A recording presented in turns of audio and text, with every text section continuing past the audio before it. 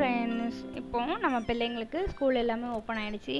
இந்த டைமில் நம்ம லஞ்சு டிஃபன் எல்லாமே நம்ம ஹெல்த்தியாக கொடுக்கணும்னு பார்க்குறோம். ஸோ அதோட இப்போது நம்ம ஸ்நாக்ஸுமே கொடுத்துட்றோம். ஸோ அதையுமே நீங்கள் ஹெல்த்தியாக கொடுக்கணும்னு நினச்சிங்கன்னா கண்டிப்பாக இந்த வீடியோ உங்களுக்கு யூஸ்ஃபுல்லாக இருக்கும். ஸோ ஒரு ஹெல்த்தியான ஸ்நாக்ஸ் ரெசிபி தான் இந்த வீடியோவில் நம்ம பார்க்க போகிறோம்.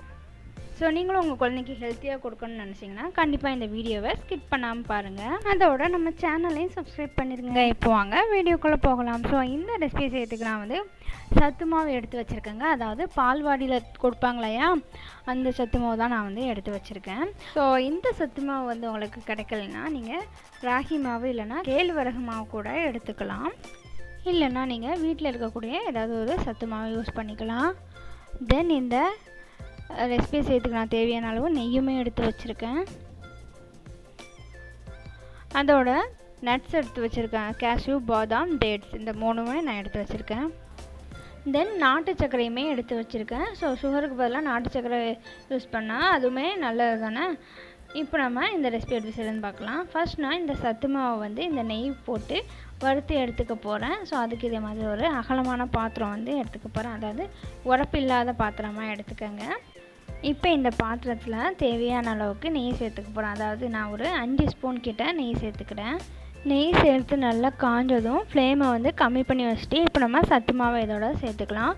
ஸோ நீங்கள் எந்த மாவு எடுத்தாலுமே இதே ப்ரொசீஜர் தான். நெய்யில் போட்டு வறுக்கும்போது நல்லாவே அந்த ஸ்மெல் வந்து வரும், ஃப்ளேவர் நல்லா இருக்கும். அதனால் நீங்கள் ராகி மாவு எடுத்தாலும் சரி, வேறு எந்த மாவு எடுத்தாலுமே இதே மாதிரி நெய்யில் போட்டு வறுத்து எடுத்துக்கோங்க. ஸோ கீழே அடி பிடிக்காத அளவுக்கு ஃப்ளேமை கம்மியாக வச்சுட்டு நல்லா இந்த மணம் வர வர நம்ம வந்து வறுத்துட்டே இருக்க போகிறோம். ஸோ பாருங்கள், இதே மாதிரி வறுக்க இதோட கலருமே கொஞ்சம் சேஞ்ச் ஆகுது. ஸோ ஸ்மெல்லு வந்து ரொம்பவே நல்லா இருந்துச்சு. நார்மலாக சும்மா அந்த சத்து மாவை சாப்பிட்றத விட இதே மாதிரி நெய் போட்டு வறுத்து சாப்பிட்டா இன்னுமே ஃப்ளேவர் நல்லாயிருக்கும், சாப்பிட்றதுக்கும் நல்லாயிருக்கும். ஸோ நல்லா ஒரு மணம் வந்ததுக்கப்புறமா கிட்டத்தட்ட ஒரு 5 நிமிஷத்துலேருந்து 7 நிமிஷம் வரைக்கும் இதே மாதிரி வறுத்ததுக்கப்புறமா நல்லா கலர் சேஞ்ச் ஆகிடுச்சு. தென் இப்போ நம்ம ஸ்டவ் ஆஃப் பண்ணிவிட்டு இந்த மாவை வந்து ஆற வச்சு எடுத்துக்கலாம். பாருங்கள், இதோட கலருமே நல்லா சேஞ்ச் ஆகிடுச்சு. டேஸ்ட்டு ரொம்ப நல்லா இருந்துச்சுங்க. தென் இப்போ நம்ம இந்த கேஷ்யூவை வந்து நெய் போட்டு வறுத்து எடுத்துக்க போகிறோம். ஸோ இதுக்குமே தேவையான அளவுக்கு நெய் சேர்த்துட்டு அந்த முந்திரி அண்ட் பாதாம் இது ரெண்டும் மட்டும் நம்ம நெய்யில் போட்டு வறுத்து எடுத்துக்கலாம். ஸோ இது எல்லாத்தோட அளவுமே பார்த்திங்கன்னா ஒரு குத்து மதிப்பாக தாங்க நான் எடுத்திருக்கேன். ஸோ நான் போட்ட இந்த மாவுக்கு இந்த கேஷ்யூ அண்ட் பாதாம் வந்து கொஞ்சம் அதிகமாக தான் இருந்துச்சு.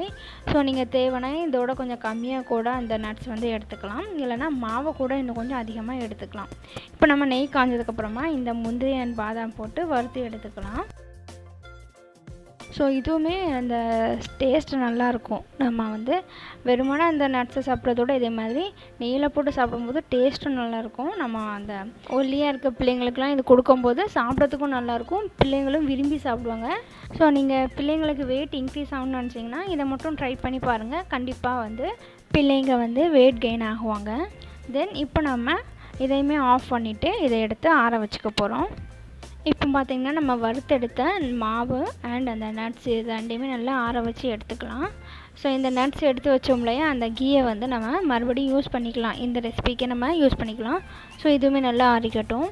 இந்த டைமில் நான் வந்து இந்த டேட்ஸில் இருக்கக்கூடிய ஸ்கின்னை வந்து ரிமூவ் பண்ணி எடுத்து அந்த உள்ளே இருக்கக்கூடிய விதையுமே எடுத்துட்டேன்.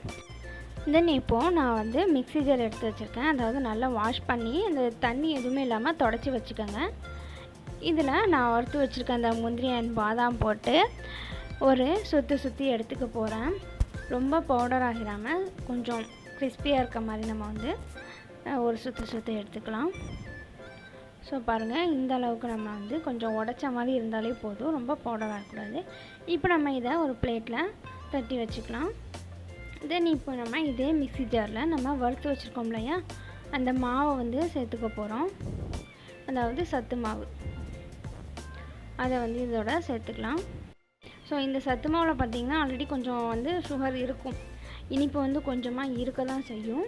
நீங்கள் வேறு ஏதாவது மாவு எடுத்துக்கிட்டிங்கன்னா உங்களுக்கு வந்து இனிப்பு அந்தளவுக்கு இருக்காது. தென் இந்த சத்து மாவு சேர்த்ததுக்கப்புறமா எடுத்து வச்சுக்கக்கூடிய பேத்தம்பழம் ஒரு ஒரு 10 கிட்ட நான் எடுத்து வச்சுருந்தேன், அதையுமே போட்டுக்கிட்டேன். தென் கொஞ்சமாக ஒரு 2 ஸ்பூன் மட்டும் நாட்டு சர்க்கரை வந்து சேர்த்துக்க போகிறேன். ஸோ சத்து மாவில் ஆல்ரெடி இனிப்பு இருக்கிறதுனால நான் கொஞ்சமாக நாட்டு சர்க்கரை சேர்த்துருக்கேன். நீங்கள் வேறு எதுவும் மாவு எடுத்துக்கிட்டிங்கன்னா இன்னுமே கொஞ்சம் நாட்டு சர்க்கரை சேர்த்துக்கலாம். எல்லாத்தையுமே சேர்த்துட்டு மிக்ஸி ஜாரை க்ளோஸ் பண்ணிவிட்டு நான் வந்து நல்லா ஒரு சுற்றி எடுத்துக்க போகிறேன். ஸோ இப்போ பாருங்கள், மாவு வந்து அந்த நட்ஸ் எல்லாத்தோடையும் சேர்ந்து நல்லா இதே மாதிரி மிக்ஸ் ஆகி வந்துடுச்சு. அதாவது தண்ணி எதுவுமே சேர்க்காமல் அந்த மாவு பதத்திலே தான் இருக்கணும், ட்ரையாக தான் இருக்கணும். ஸோ இதே மாதிரி அந்த டேட்ஸ் அந்த நாட்டு சர்க்கரை எல்லாமே மிக்ஸ் ஆகிறதுக்கு தான் நம்ம வந்து ஒரு சுற்றுறோம். தென் இப்போ நம்ம அந்த ஜாரில் இருந்து வேறு பாத்திரத்தில் ட்ரான்ஸ்ஃபர் பண்ணிவிட்டு நம்ம ஏற்கனவே க்ரஷ் பண்ணி வச்சுருக்க அந்த நட்ஸை வந்து இதோட சேர்த்துக்க போகிறோம். ஸோ நட்ஸ் சேர்த்ததுக்கப்புறமா இந்த நெய் விட்டு நம்ம வந்து நட்ஸ் வறுத்து வச்சோம் இல்லையா, அந்த நெய் மீதி இருந்துச்சு இல்லையா, அதை இதோட சேர்த்து நல்லா பரட்டி விட்டு இதே மாதிரி உருண்டை பிடிச்சி எடுத்துக்க போகிறோம். லட்டு மாதிரி நம்ம வந்து சேவ் பண்ணி எடுத்துக்க போகிறோம். நீங்கள் என்ன சேஃப்னாலுமே பண்ணிக்கலாம், உங்கள் குழந்தைங்களுக்கு வந்து பிடிச்ச மாதிரி நீங்கள் எப்படினாலுமே செஞ்சு கொடுக்கலாம். ஸோ இப்படி நம்ம கொடுக்கும்போது இது வந்து ஒரு ஹெல்த்தியான ஃபுட் மாதிரியே உங்களுக்கு தெரியாது. நார்மலாக நம்ம வெளியே வாங்கி கொடுக்குற அந்த ஸ்வீட்ஸ் மாதிரி தான் அவங்களுக்கு இருக்கும். ஸோ அவங்களுக்கு பிடிச்ச மாதிரி செஞ்சு கொடுக்கும்போது அவங்களும் எப்படி இருந்தாலும் சாப்பிடுவாங்க. கண்டிப்பாக இந்த மாதிரி நீங்கள் வந்து ட்ரை பண்ணி பாருங்கள். ஸோ நான் இதே மாதிரி லட்டு சேஃபுக்கு தான் எடுத்துக்க போகிறேன். ஸோ ரொம்ப வந்து இதெல்லாம் இருக்காது, கொஞ்சம் உருந்த மாதிரி தான் இருக்கும். ஸோ பார்த்து நம்ம வந்து இதே மாதிரி சேவ் பண்ணி எடுத்துக்கலாம். ஸோ டேஸ்ட்டுமே ரொம்பவே நல்லா இருந்துச்சு. நார்மலாக நம்ம சத்துமாவு சும்மா சாப்பிட்றத விட இதே மாதிரி நெய் விட்டு வறுத்து நட்ஸ்லாம் சேர்க்கும் போது டேஸ்ட் ரொம்பவே நல்லா இருந்துச்சு. கண்டிப்பாக ட்ரை பண்ணி பாருங்கள். இந்த வீடியோ உங்களுக்கு பிடிச்சிருந்தா இந்த வீடியோக்கு லைக் பண்ணி மறக்காமல் நம்ம சேனலை சப்ஸ்கிரைப் பண்ணிவிட்டு அப்படியே உங்கள் ஃப்ரெண்டுக்குமே ஷேர் பண்ணுங்கள். நெக்ஸ்ட் ஒரு யூஸ்ஃபுல்லான வீடியோஸில் மீட் பண்ணலாம். தேங்க்ஸ் ஃபார் வாட்சிங். பாய்.